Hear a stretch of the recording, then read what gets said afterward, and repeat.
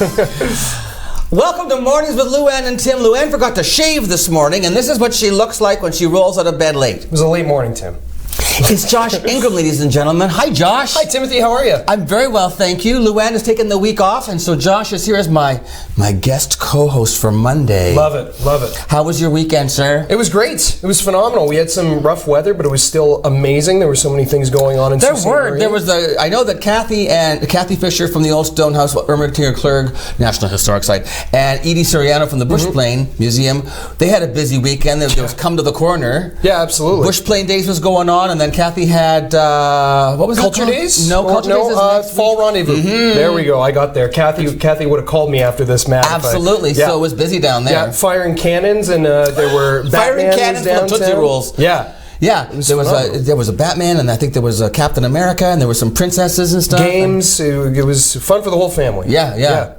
What about you? You have a family. I do. I have two little girls and my lovely wife. Yeah. So we got up to a whole bunch of stuff, but unfortunately we had the Downtown Association had the Greyhound season opener block party. Your block party on Thursday? We were sandwiched between horrible weather, but that day it might as well have been August. It was phenomenal, and there were hundreds and hundreds of people down there. We were so lucky to have such a great turnout. The community showed up. We have this fan wall. Tailgate party. Yeah, it was great. The whole block was licensed. We had cultural dances from Sioux College. We had like a Chinese association. I saw a couple of things with big creatures. Who was that? That was the Chinese association with the Sioux College. Seriously, have all those costumes and stuff? Yeah, they wear like a one piece that you would wear if you were like a fighter pilot, right? Yeah. And then they had fringe coming down. I saw them doing the fringe dance. Yeah, and then paper mache like paper dragons, and they were running through the street. It was amazing. Wild. Yeah. I've never saw anything like that in Sault Ste. Marie before. You know what, honestly, like me either. Like, I've been doing this 4 years and we've never had that kind of programming. So it was gorgeous. But what I was getting to was okay, I forgive you. What I was getting to was we had organized a dump run for the association like months and months and months in advance. So we were doing a dump run. So honestly, that's what my Saturday was. So there was lots of great things going on in Sault Ste. Marie, but it's pretty non-glamorous. No, not at all. Yeah, you're right. I went to the Blue Box food drive, the big Blue Box food drive for St. Vincent's Place for their food. You know what? It's pretty cool. They're so organized. They have maps of the whole city all divided into neighborhoods, and you go down, and if you're a driver, they say, here's where you're going, and you put your floorways on, and you drive up and down, and you got somebody with you in the car. There's two per car. So someone's looking on the right side of the street to see, are there blue boxes at the curb? Sometimes people put them on you have to watch, because sometimes people maybe put them on their porch and stuff, because I think that's how they used to do it. I think so, yeah. But anyway, Keith and I went out, and we actually got to choose our own neighborhood. We went down to St. Vincent's Place, and we got there early, so I was like, well, you can choose your neighborhood. Oh, we want that one, because that's where we live. Drive up and down the streets. We got back, and we were done early enough that we were able to stay and volunteer to do some other stuff, helping to sort and then put stuff away. What a turnout they had. The volunteerism in the city is phenomenal. We are so lucky to have from little kids to seniors, and I'll tell you, people were pulling up, drivers were pulling up with their trucks loaded, full of stuff. No way. Yeah, and non-perishable items, but also things like shaving stuff and toothbrushes and what do you call those, toiletries. Oh, gotcha. Yeah, because they do everything, and the bottled water, and amazing. So it was a great day for the city. Yeah. I heard that you did so well that they conscripted you again to work in the back. Okay, so I am. I told Sarah when she was on the show, she said, will you go back to the storeroom again? I was like, I guess I could, but I had less time. I had an afternoon appointment. But the thing about the store, I told Sarah, when I was a little kid, I used to like to play store. Oh. So I would set up things in my bedroom and pretend that it was a store, and I would sell things to my family.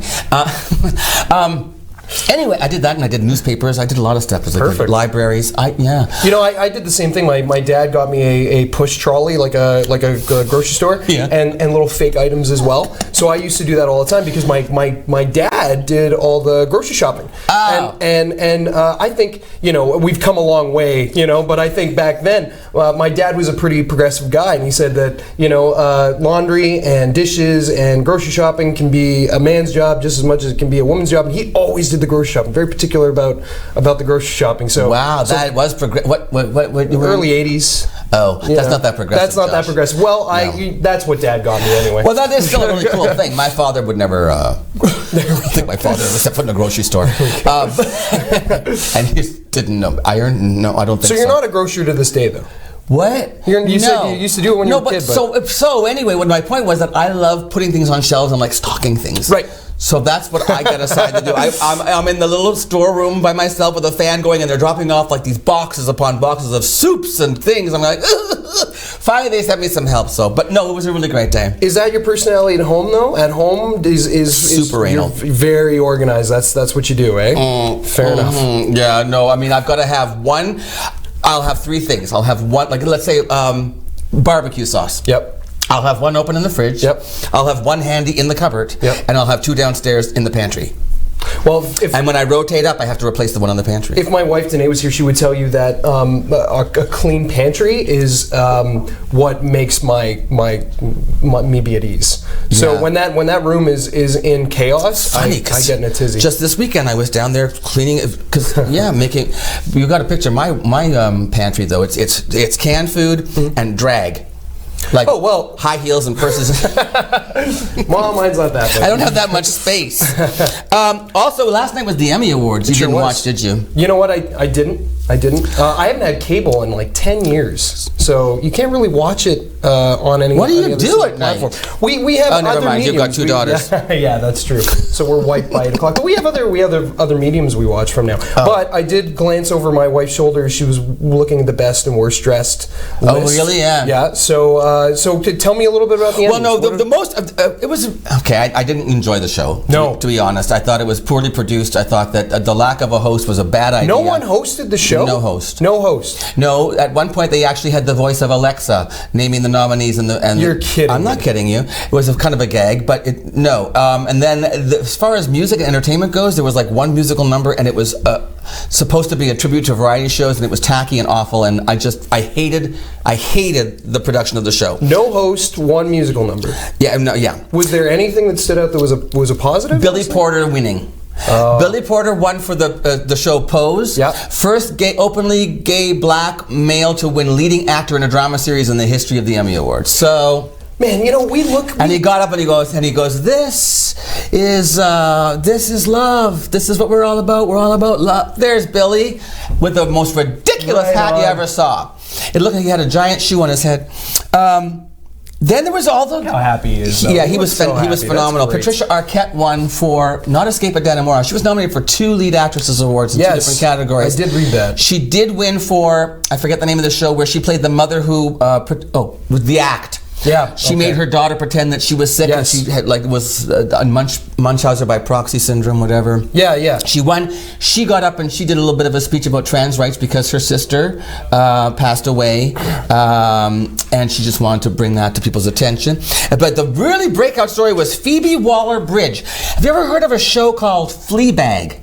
Yes, I have. I really had not heard that much about it, but can I tell you, it cleaned up. And this lady, Phoebe Waller-Bridge, 5 years ago, Fleabag was a one-woman play at the Edinburgh Fringe Festival, and now it's this award-winning show. And she won for Best Actress, Best Writing, Best Comedy Series, I think.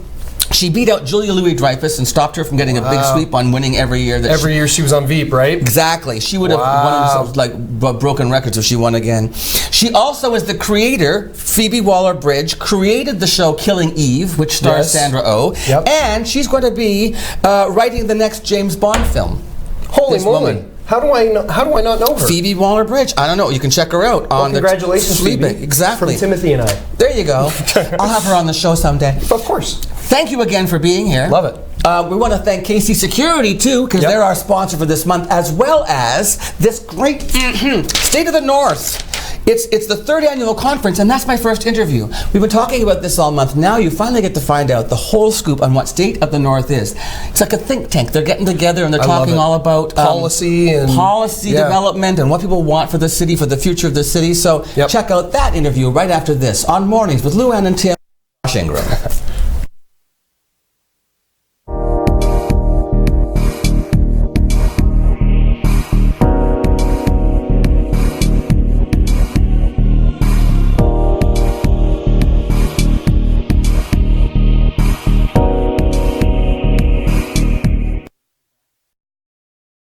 Maitland Ford is a family-owned dealership that's been around with the Ford franchise since 1984. What I love about my Ford, I love the technology. I love the way it rides, I love the way the seats hug me, and I love the control I have right at the steering wheel. When they say that it's a true family atmosphere, it is 100%. They've been in business for close to 50 years. Employee pricing is back. That means you pay what we pay for a Ford SUV, F-150, Ranger, or Mustang. You pay What we pay. Absolutely.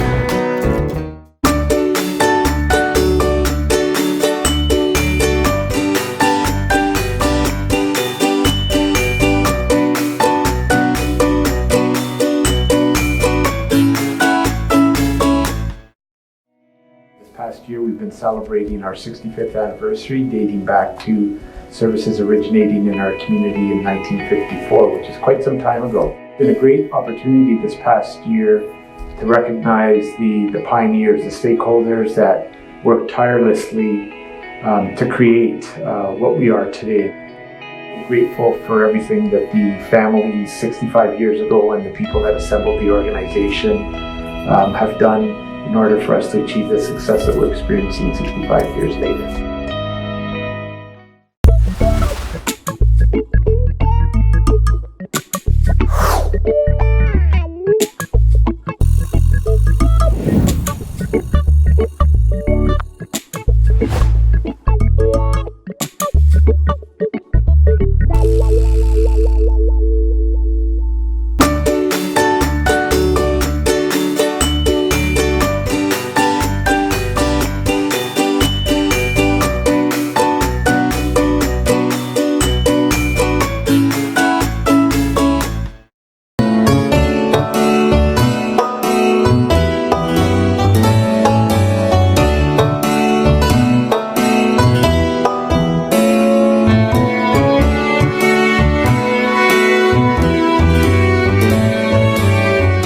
Welcome back to Mornings with Luann and Tim, and if you've been watching the show that you know, this month one of our sponsors is the State of the North Conference coming to Sault Ste. Marie on September the 26th. To talk about that conference and the Northern Policy Institute, joining me from Sudbury via Skype is Christine St. Pierre. Good morning, Christine. Good morning. Thanks for being with us today. The Northern Policy Institute, you've been with them for about a year and a half now?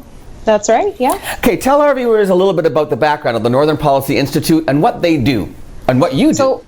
Yeah, and what I do. So I am the communications coordinator with the Northern Policy Institute. We are Northern Ontario's only independent think tank. We perform evidence-based research and identify policy opportunities to support the growth of Northern Ontario communities. So like you said, we have an office based in Sudbury and our other office is in Thunder Bay. And you did work in Sault Ste. Marie for a while. We had an office here, but they've moved the office out of the Soo. But there's still some people working in the Soo on behalf of the Northern Policy Institute. I know we've got some partners here in the Soo. I believe some of the folks that are involved with the Nordic Institute have done some work with you. Am I right about that? Yeah, we have some partners with Northern Institute and also with Future Sault Ste. Marie. And actually, Katie Elliott, their communications coordinator, is one of our panelists. And we also have the Sault Ste. Marie Innovation Center. Peter, the executive director, is one of our keynote speakers. Fantastic. So the conference is happening on the 26th at the Delta, right? That's right, yeah. Okay, so I believe you're covering a variety of topics. Can you break that down for us a little bit? Yeah, so our past two conferences were about the present, and this year we're talking about the future north. So that's our theme this year. Okay. And I just want to point out that it's important that the attendees have a chance to have direct input on NPI's research agenda and just policy making in the north in general by participating to the State of the North Conference. So, for example, our past conference explored immigration issues that led to our research on that subject and resulted in the changes to the Ontario Immigrant Nominee Program and also the start of the Federal Rural and Northern Immigration Pilot Program. So that's one of the impacts of State of the North. Another one is that we also focused on the importance of equity investment with First Nation communities and real sharing decision-making authority, which again, is something that's playing out right now on the ground with the shared distribution by Noront with some of the Ring of Fire communities. So all that to say that this year we're talking about Future North, and during the conference, attendees, we have Q&As, we have table discussions where people are invited to ask the panelists some questions and express their own vision on the future. And NPI records all of those discussions, and then we base our research on what we hear at the conference. Wow. And so you're going to be talking about everything from Indigenous issues to the economy, environment, infrastructure, am I right? Yeah, that's right. So our two main speakers, which are, like I mentioned, Peter, the executive director of Sault Ste. Marie Innovation Centre, he'll be talking about global trends and opportunities and challenges of Ontario's North. And then our other keynote speaker, Dr. Heather Hall from the University of Waterloo, she'll be talking about Northern Region trends and implications of Ontario's North. And on top of that, we also have two panels. Our first panel is called Northern Confidence, and that's where we have three young professionals to talk and bring the youth vision of Ontario's future, Northern Ontario's future. And our second panel is called Invest North, where we welcome industry experts. So we have forestry, manufacturing, and tourism, and they're going to come and talk about the growth of those various industries and the future of these.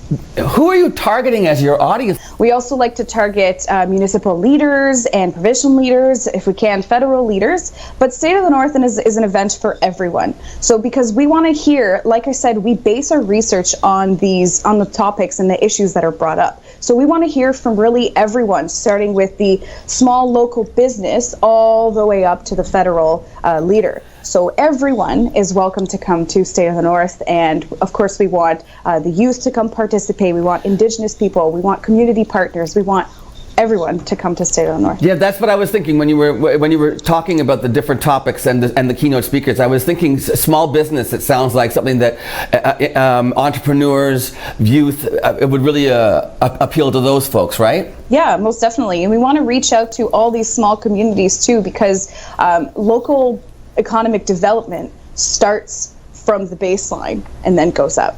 So we want to try and include everyone in that. And the fact that you're also inviting the different levels of government, because really when it comes down to the economics, you're splitting things three ways. You mean you've got federal, you've got provincial, then you've got municipal, all those levels. And I think it's also important to point out that you are completely nonpartisan, right? Yep. That's right. That's right. So you're not affiliated with any political party. This is a think tank. You're looking for, you want to hear the feedback from the community so that you can take it and apply and do the research and then come back with solutions, answers, possibilities. Is that right? Yeah, that's right. So if someone asks us to do a research and they want the result to be positive, but then turns out we do the research, we use the evidence that we have, and the result is negative, well, we're going to publish it anyway because that's what the evidence shows. You know? Right. We want to show the real things, and yeah, we are definitely not nonpartisan. Infrastructure. Speaking about, for me, I want to think one of the big issues in Northern Ontario was transportation. Is that something that will be addressed? Do you think at all? We don't have train service, passenger rail service. We have limited bus service now in Sault Ste. Marie. If you want to leave Sault Ste. Marie on a weekend, you can't get out of here on a bus because there's no bus service. Is that something that you address as well at these conferences? Yeah, so in our second panel, we talked about Invest North, and that's where all of the industries will come in. So we have the tourism industry that is partially affected by the lack of access for roads and for flights because it's expensive to travel to places. So he'll be talking about that. And we also have the manufacturing aspect of things. So how much does it cost to build these things? So yeah, transportation is a huge issue in Northern Ontario, and we always address it. And migration as well. I was talking to a gentleman, Charles Sirtwell. I'm sure you know that name because I believe that he's affiliated with the He's our CEO and president, yes. Exactly. And so Charles was gracious enough to spend some time with me, and a lot of our conversation was about migration, about what we can do to make Northern Ontario appealing, to have people come here, to move here, to bring their businesses here, to move their families here. And I'm sure that that's something that, when you get into the research about that, what does it take to make a community appealing to other people, right? That's right. With our series on Northern Attractions that we just published with Christina Zeffi, immigration and migration is a trend, and it's a trend that needs to be followed in Northern Ontario, which is why both of our keynote speakers talked about the trends and the challenges and the implications, and immigration and migration is definitely a part of that. So let's talk about the different packages that are available for people who want to attend the conference. You said there's different, you can tell me about the different levels of participation that are available. Yeah, for sure. So organizations can always buy a table. So there's a table of 8, and then we have a fundraising breakfast the next morning, where we invite partners and anybody who wants to support all of the research that Northern Policy Institute and learn a little bit more about a research agenda. That's happening the next morning, so you can do combined tickets. Okay. So that can be individually or by a group of 8.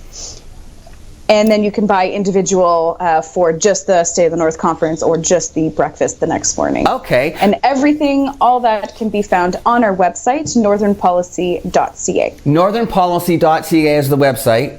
All the information is there on the State of the North Conference, as well as registration? That's right. And also we have our speakers' bios and the agenda. Ah, fantastic. So that's, once again, northernpolicy.ca? That's right. Okay. Christine, I want to thank you for joining me this morning. Are you going to be here in the Sioux? Will you be coming for the conference? Oh, most definitely. I'll be there. Oh, fantastic. Great. It'd be nice to have you back in town again. Yes, I'm happy. I'm excited. Okay. So once again, that is September the 26th. It's the 3rd annual State of the North Conference. And thanks again to you and the Northern Policy Institute for sponsoring our show this month and helping us out here at ONNtv, supporting local television programming. It's very generous of you. Thanks to you guys. Okay, so we'll see you on the 26th, Christine. Once again, joining us from Sudbury, Christine St. Pierre from the Northern Policy Institute, promoting the State of the North Conference, the 3rd annual conference at the Delta Hotel here in Sault Ste. Marie on September the 26th. Bye, Christine. Thanks again. Thank you, Tim. Bye. We'll be back with Luann after this on Mornings with Luann and Tim.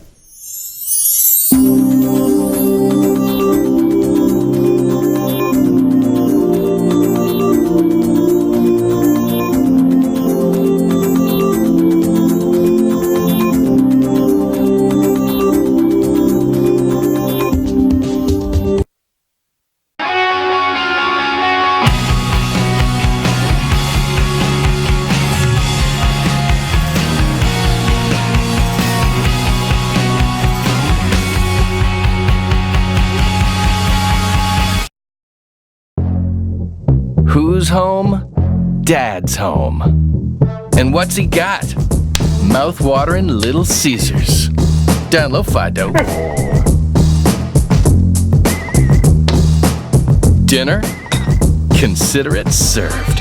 Little Caesars Ultimate Supreme Box Set. A 5-topping deep dish pizza with delicious Italian cheese bread. And I got it for $12. It's Little Caesars and a whole lot of tasty. Hot and ready.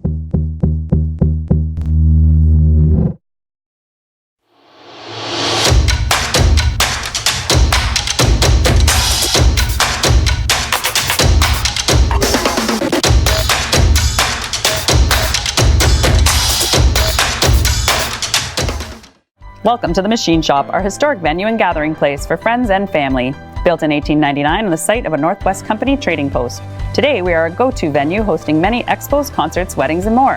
While you're here, choose one of our dining experiences. Enjoy a quiet dinner at the Mill Steakhouse and Wine Bar, watch a game and try wood fire oven pizza and local draft at the Boiler Room, or treat yourself every day to gelato and local coffee at the Gelato Mill. For more information on the Machine Shop, visit machineshopinc.ca.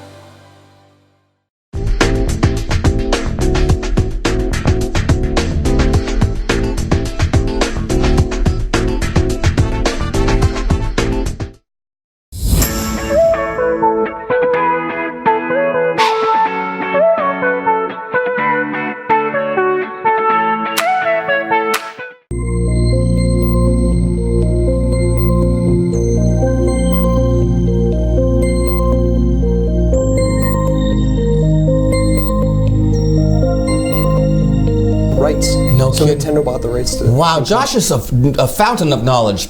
Yeah, useless information, though. But no, let's talk about this. Okay, sure. I started by talking about, I said, what's WWE? Right. And you said... It's a World Wrestling Entertainment. But I thought it was WWF, the World Wrestling Federation. Which it was. And then what happened? The World Wildlife Foundation, after decades of the World Wrestling Federation being called the WWF, sued them for like breach of like brand, right? We're WWF, not you guys. So the World Wildlife Foundation got to keep WWF. That's right. And the wrestling people became WWE. That's right. Because it's funny, because a guy from Sault Ste. Marie, Will Garcher, worked for the WWF, not the wrestling thing. And I remember thinking, Will Garcher went from musical theater to like working in wrestling. That's kind of strange, but he doesn't. He works for environmental causes. Environmental causes. Which, by the way, huge march this weekend around the world. Well, yeah, and I don't know if you saw, but MEC, Mountain Equipment Company, next Friday, they're going to be shutting all their stores down across Canada. Which store is it? Mountain Equipment Company, MEC. Okay.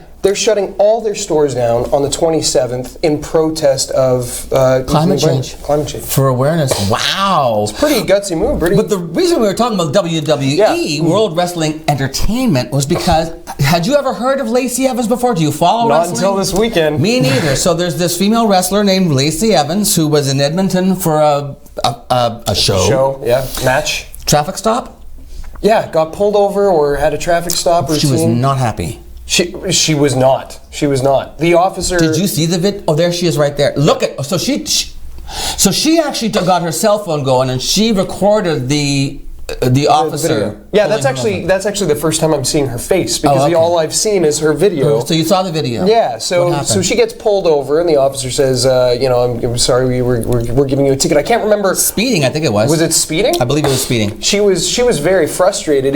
He was quite the gentleman. He had decorum. He kept himself kind of even keel. Even keel. Thank you. That's exactly what I was looking for. Yeah. She was not happy. She didn't want the ticket. She called him a dirty man or something? Awful man. Awful man, yeah. He said, didn't he say something about, she said, like, don't you know who I am? Yes. And he said, I have no idea who you are and it doesn't matter. And she said, well, you should know who I am. Yeah.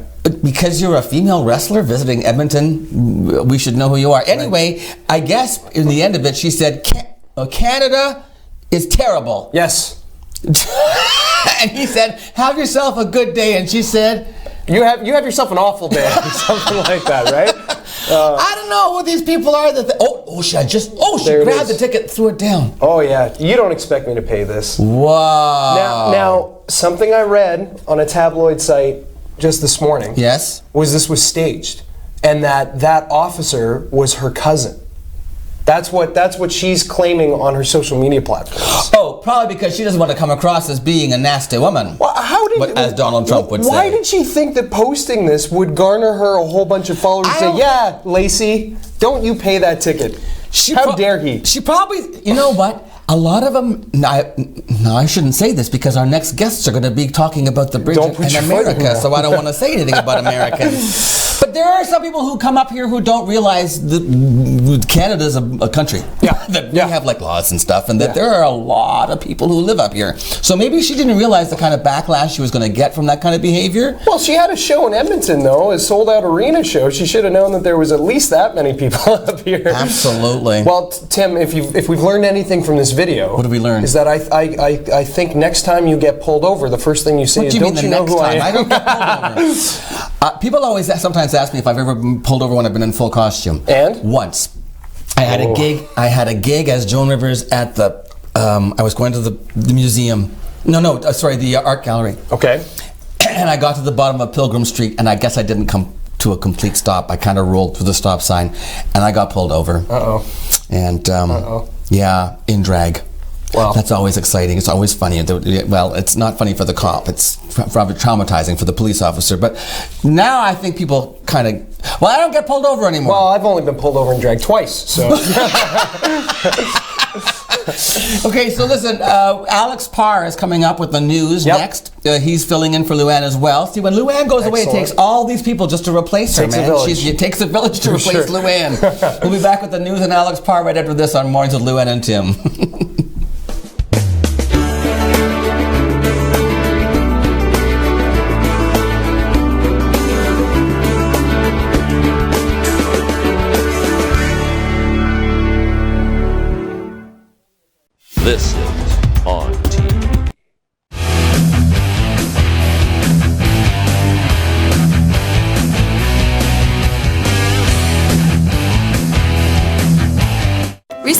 Government of Ontario established a $100 million affordability fund to help Ontarians who don't qualify for low-income conservation programs ease the burden of their electricity bill. Whether you rent or own your home, as long as you pay your electric bill, you could qualify. There are 3 levels of support available. The first is a home energy kit with upgrades like smart power bars and LED light bulbs. The second includes Energy Star appliances that help keep things cool during the hot summer months. The third is for electrically heated homes so that your power bills don't break the bank during those long Canadian winters. Plus, all upgrades, including installation, are completely free of charge. Visit affordabilityfund.org or call 1-855-494-FUND to find out if you qualify.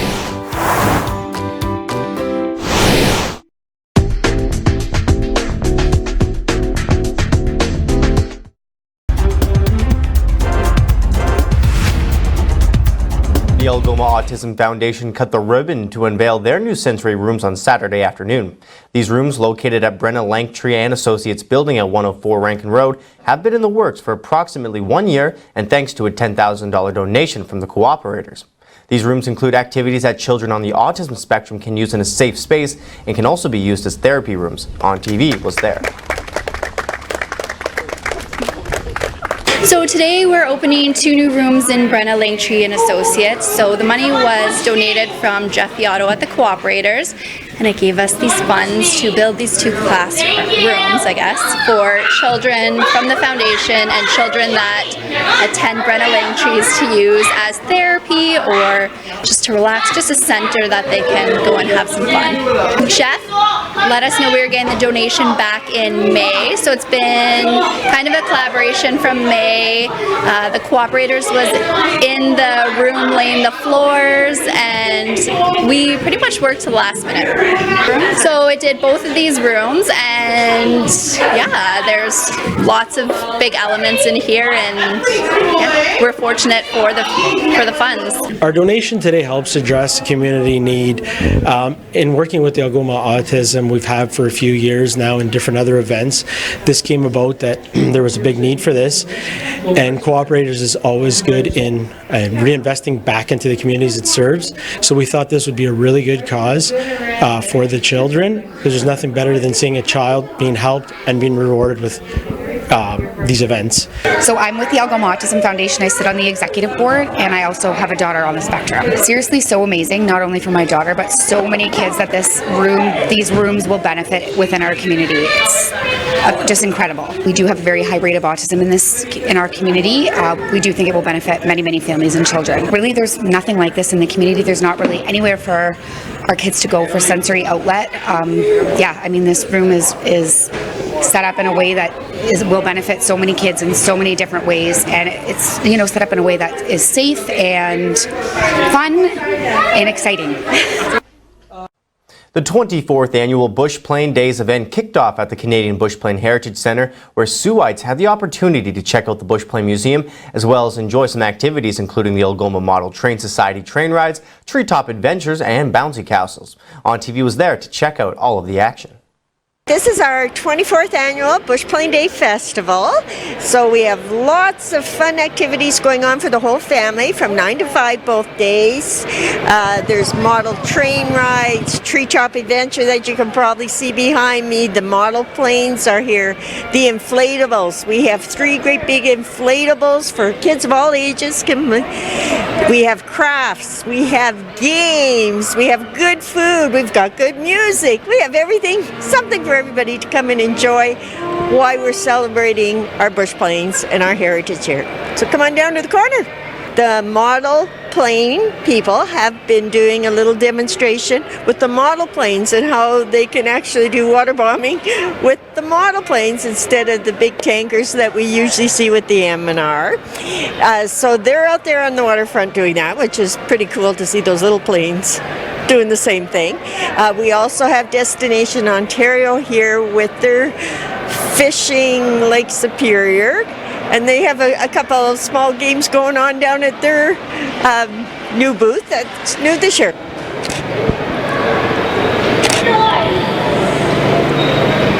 Right now we're just volunteering. We're trying to help out with the Bush Plane Museum because we do a lot of our activities here, like small engines, aircraft maintenance, drill team.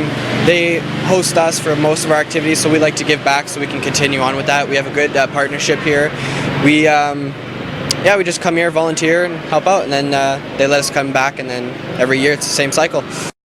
Liberal leader Justin Trudeau, hoping to put his blackface past behind him, promised middle-class tax cuts and lower cell phone bills Sunday as Conservative rival Andrew Scheer aimed to make amends with military veterans long angry with Ottawa. NDP leader Jagmeet Singh, meanwhile, took his campaign to Gatineau to promise businesses more protection from the escalating dangers of climate change. Under our plan, middle-class Canadians won't pay taxes on the first $15,000 of income they earn. This will save the average Canadian $292 every single year, while an average middle-class family will get $585. Unlike the Conservatives, Liberals will not give the richest 1% a tax break because we believe in helping the families who actually need it. We will strengthen post-service transition supports to help retired or discharged Canadian Armed Forces members. You should not have to suffer in silence. As leader of the Conservative Party, we have a new opportunity to make these types of commitments. This is my personal commitment to them as the leader of this party. As Prime Minister, I will take a personal interest in ensuring that the commitments we've made today are followed through on. We know that climate change is real, its impact is real, and it's hurting people, it's hurting families. Things as precious as your home or your business are being impacted. So what we're proposing is, instead of avoiding the reality of increasing extreme weather, which means more and more floods, and just hoping it won't happen, we know that this is happening more and more. So what we're proposing today is to increase the fund that currently exists to $2.5 billion additional funding to make sure cities have the ability to put in place changes and investments in their infrastructure. British touring company Thomas Cook collapsed early Monday after failing to secure emergency funding, leaving tens of thousands of vacationers stranded abroad. The British government said the return of the 178-year-old firm's 150,000 British customers now in vacation spots across the globe would be the largest repatriation in its peacetime history.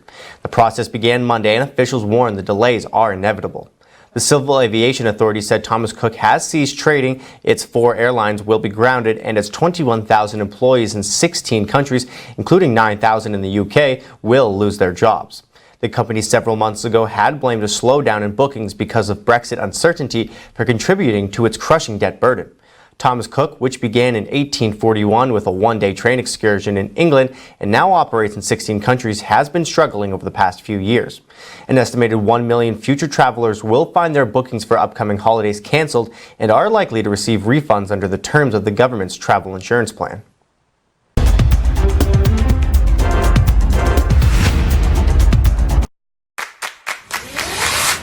In your home, lighting is just as important as style.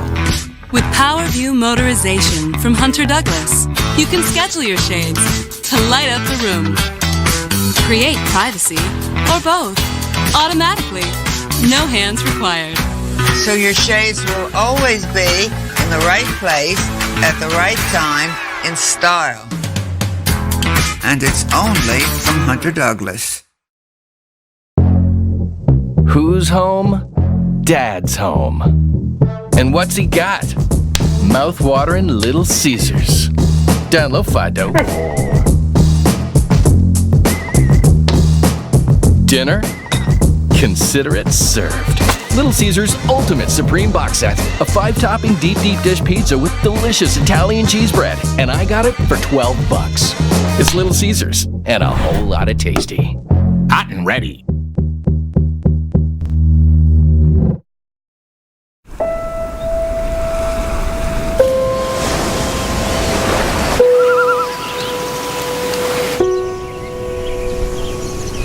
Here, your education is everything, supporting your true sense of purpose. Here, you'll learn from professors who will understand you, who will challenge you, and offer you support on your journey. Here, you'll study programs built on real values: business, technology, science, arts and social sciences, always geared to make a positive difference. Here, you'll have a chance to assist in faculty research, leaving your mark wherever you go. Here, you'll focus on what matters to you and impact the world around you. Algoma University. Come take a closer look.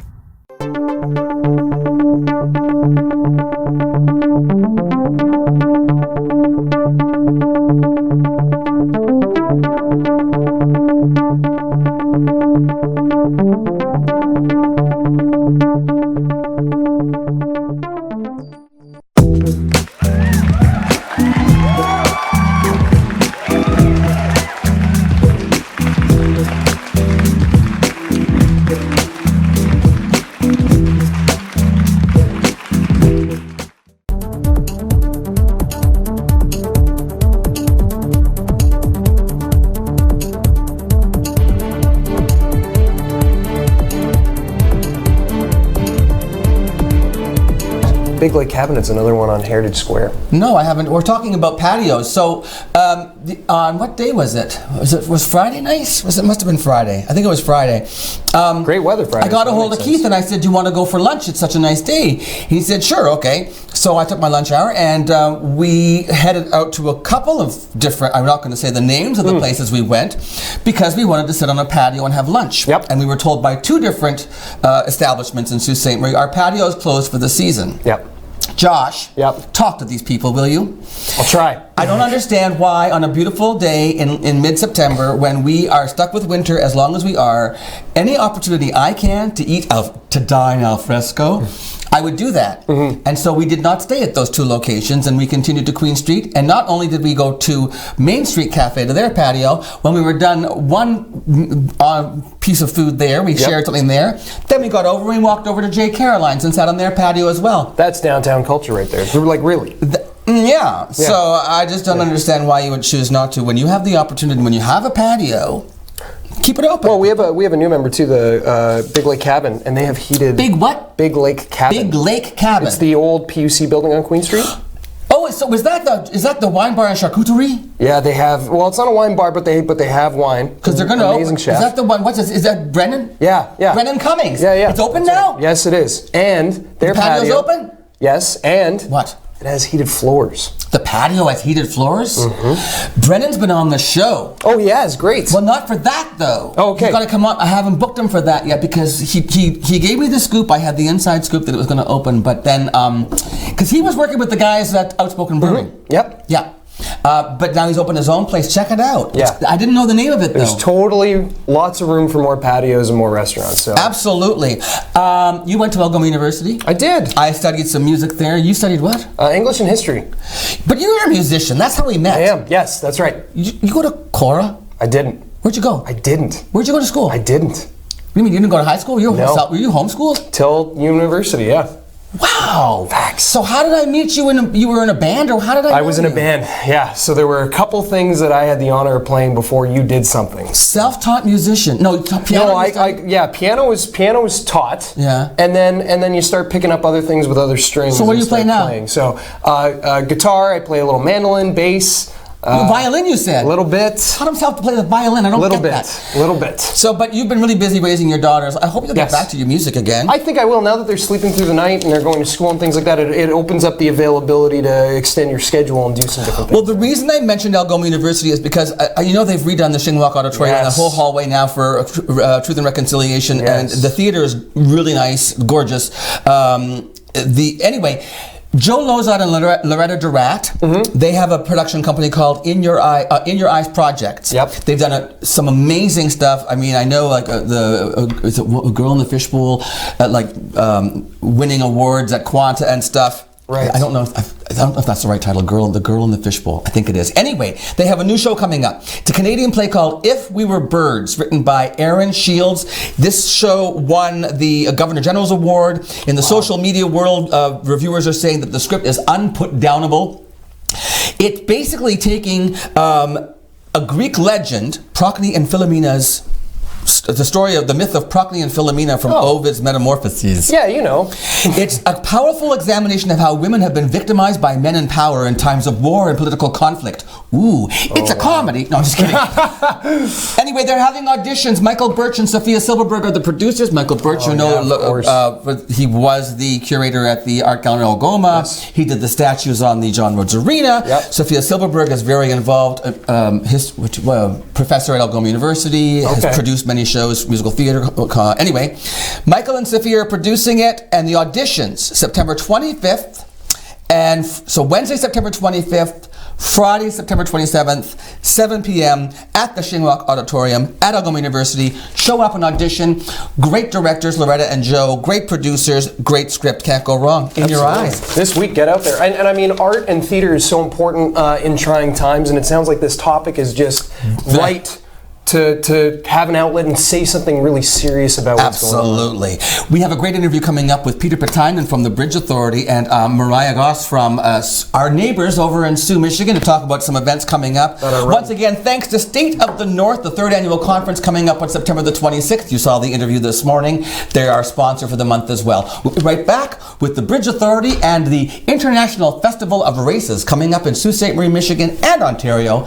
That interview is next on Mornings with Lou Ann and Tim.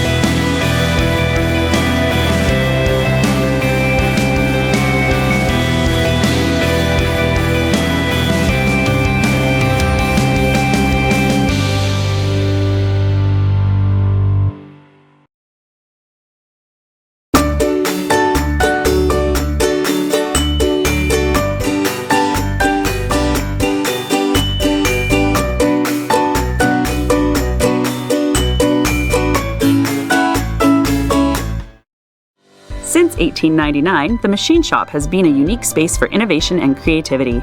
Once a leading pulp and paper company, the Machine Shop was built by Francis H. Clerg, which later became part of St. Mary's Paper in 1984. After the closure of St. Mary's Paper in 2011, the Machine Shop spent 4 years vacant. In 2015, the Machine Shop reopened their doors to the community for the first time. From weddings to galas to concerts and festivals, the one-of-a-kind venue has something for everyone. We are proud to work with the community and local nonprofits to host major events such as Festival of Trees, Pearls and Plaid, an evening at Hogwarts, and more. While you're here, wind down at the Mill Steakhouse and Wine Bar for a quiet dining experience, or watch a game and try a wood fire oven pizza and local draft at the Boiler Room. Don't forget to save room for house-made gelato and baked goods at the Gelato Mill. For more information on the Machine Shop events, history, and restaurants, visit machineshopinc.ca. 3 great places, 1 historic venue.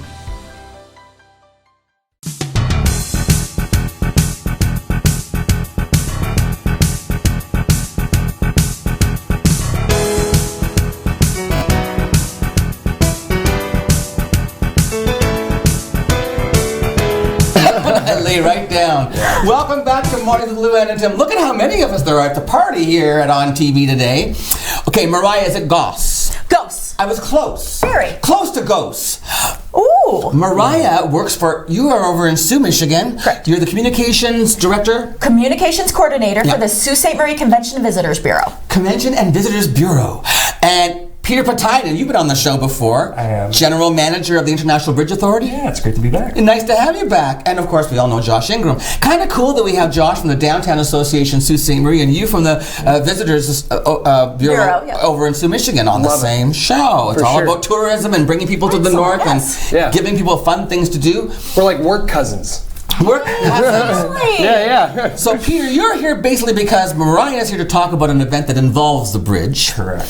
The bridge was 1962, the same year that I was born. It was constructed. You guys have been busy this summer. We have been. You've had construction. Well, construction is maintenance stuff, right? Yeah. Tell me just a little bit about. We were talking before the show. I just want to hear a little bit about how many people you have working for the bridge. So just for the Bridge Authority, we've got 34 full-time staff. And 34 full-time. And we have about 20 seasonal staff. And they do things everywhere from like what? What kind of jobs do they perform? From plaza to plaza, everything from supervisors and toll collection to the maintenance staff that are out doing construction work on the bridge itself. Sometimes they have to climb how high? It's 220 feet to the top of the arches, but they're working at about 140 feet in the air on top of the piers. We were pouring concrete last week. Pouring concrete at how high in the air? 140 feet. Good heavens. Good heavens. And then also, you guys have your own snow plows. You do your own plowing? We do our own plowing. So from plaza to plaza at 24/7. So when everything else is closed in the middle of a snowstorm, we're still out there plowing, keeping things open. Because you got your own guys doing the guys and girls, ladies and gentlemen. Yes, it is. And also, because the bridge, there's American and there's Canadian, and then they have a board, and then the board tells you what they need. Your employees are from both sides of the bridge. Both sides of the border. 50% Canadian, 50% American employees between plaza to plaza. Good to know. Now, Mariah's got some a very special event coming up. You've had other closures for the bridge this year. We had the Bridge Walk this year. Bridge Walk back at the last Saturday in June. What about the big one that was with the RCA, all the police people in the Special Olympics? That was last year, wasn't it? That was January. That was in January. Year. That was the Law Enforcement Torch Run. That was a one-time event because of the... So how does it work for you? I mean, is it a lot of prep for you to get ready for when events shut bridge down? It's a little bit of coordination ahead of time, and then lots of traffic advisories to let people know. But this year it'll be... So we're advising you now, ladies and gentlemen, that there is going to be a bridge closure coming up. Mariah, when is it? It is going to be Saturday, the 28th, from 6:45 to 8:45 a.m. That's this Saturday. Yes. Hey, look, there's a picture of the medal you get if you participate. Correct. Okay, so how... Yeah. Tim, so here's the thing. I've understand feet up in the air. I've understand time that the bridge is closing, but now we're going to talk about length of race, and we're going to do it in miles, and that's been very confusing for me as a Canadian. Okay. So I'm going to try and be quiet and listen as much as I can and learn. And we Googled earlier how many kilometers it is, so if anyone needs to Google it, go ahead and Google it. But I can't wait to hear about all these different races. And the simple math is you multiply kilometers by 0.6. Or 60 kilometers times 0.6 is 36 miles an hour. There we go. Or use Google. There we go. Okay, so four events races on one day. Correct. The International Festival of Races, does this happen in other places, or is this something that you guys have created for our international bridge? This is something actually that was created 10 years ago. No kidding. Yes. Originally the Chamber Chase, but the Sault Ste. Marie, correct, the Sault Ste. Marie Chamber Chase turned it over to the Sioux Events. Okay. And we redubbed it the Sioux International Festival of Races. I love the name. Me too. Okay, so it's on Saturday, and tell us about the 4 different choices you have to get involved. Okay. You can do the 60-mile bike race. Okay, I don't think I'd like to do a 60-mile bike race. But wait a minute, where do they go? The bike race goes across the International Bridge and then through the downtown and then out Riverside Drive along the river and then to Pickford. Goes all the way to Pickford? Correct. That's a beautiful drive, though. It's gorgeous. It's gorgeous. Is it very hilly? No, it's quite flat except for the bridge. Well, the bridge is a hill. Never thought about that. Yes, it's 2 of them. Everything that you're talking about, by the way, starts right at LSSU, Lake Superior State University. Correct. What's the name of the street? It's Easter Day Avenue. Easter Day Avenue. So the bicyclists, are they the first ones off the hop? First thing, 7:10 a.m. They are launch out. at 7:10 a.m. Yes. And they ride their bicycles across the bridge and back again? Correct. And then they head off to beautiful downtown Sault Ste. Marie and then go to Pickford. Correct. Then they come back again and they meet us all back downtown for partying. Exactly. Okay. And if you're a Canadian going over, you need to have a passport because you've got to be able to get back home again. Correct. Okay. So that's the bicycles. That's the bicycles. What's next? Next will be the half marathon, 13.1 miles. Josh, kilometers? 300,400. No! Is it 21 point? You did the math. Yeah, I can't remember. 20.1? 20 something like that. 21.2 kilometers. Where are we running? That again goes across the International Bridge. Yes. And then comes back, but then it goes the opposite direction out towards Sherman Park. Ooh! Okay. And around through and back to beautiful downtown Sault Ste. Marie. To party. To party. Then there's a third thing. There is the bridge run. That one definitely running on the bridge. That one is going to go across the bridge and then back across and then downtown Sault Ste. Marie. To party. Exactly. And that's when the bridge is, so the bridge is closed for all of those three things. Correct. Peter, when is the bridge closed? On Saturday the 28th at 6:45, and we'll open up again at 8:45 or earlier once the runners are off the bridge. Okay, they're telling me my time is up. Is there any way we can just keep going and then end the show here? Oh my goodness, because there's still more to talk about. There's you get medals. Well, we missed one race. What? Oh, you missed one. The 5K. Yeah, the 5K. That's what this is. Strictly downtown Sault Ste. That is strictly downtown Sault Ste. Marie. Beautiful downtown Sault Ste. Beautiful downtown. Run in this. But yeah, they're showing the medal, Josh. Can you hold it up to Audrey's Look camera? at this. Look at this. This is what you get. I don't get to keep this because I'm not a runner. But and you get a little dangly bit that tells you how. It says 5K on it. Yeah. Okay. So registration online. Online, SaultSteMarie.com. Okay. Or if you want to wait and see what the weather's like, you could show up on Friday afternoon at the Avery Center in downtown Sault Ste. Marie. Okay. From 4 to 7 p.m. Okay. And then if you really want to wait and see what Saturday morning looks like, you can show up at Lake Superior State University Norris Center. Okay. At 5:30 a.m. I'll have the coffee. Okay, great. You're gonna have coffee. There's water along the route. Yep.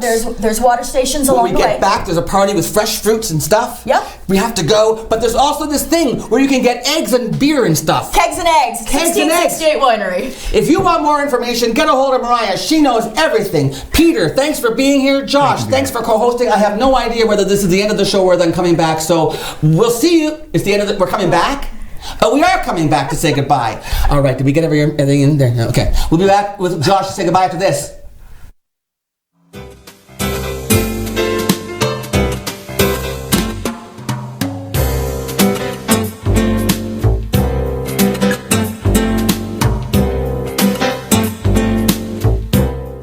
Welcome to the Machine Shop, our historic venue and gathering place for friends and family. Built in 1899 on the site of a Northwest Company trading post. Today we are a go-to venue hosting many expos, concerts, weddings, and more. While you're here, choose one of our dining experiences. Enjoy a quiet dinner at the Mill Steakhouse and Wine Bar, watch a game and try wood fire oven pizza and local draft at the Boiler Room, or treat yourself every day to gelato and local coffee at the Gelato Mill. For more information on the Machine Shop, visit machineshopinc.ca. Who's home? Dad's home. And what's he got? Mouth-watering Little Caesars. Download Fido. Dinner? Consider it served. Little Caesars Ultimate Supreme Box Set. A 5-topping deep dish pizza with delicious Italian cheese bread. And I got it for $12. It's Little Caesars and a whole lot of tasty. Hot and ready.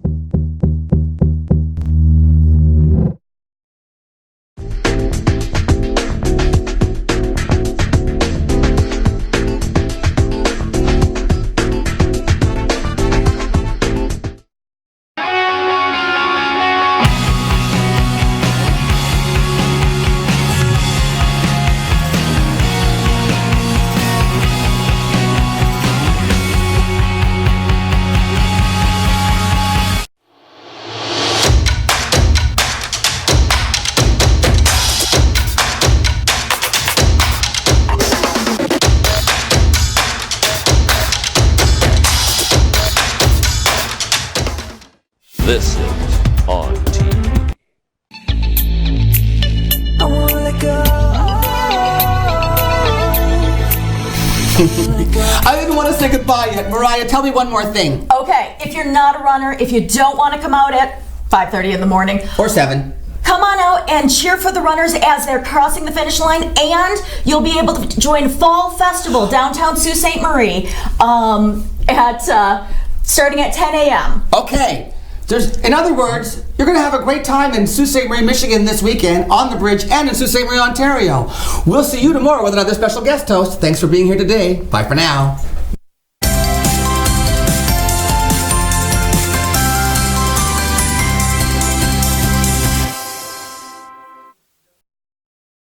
Maitland Ford is a family-owned dealership that's been around with the Ford franchise since 1984.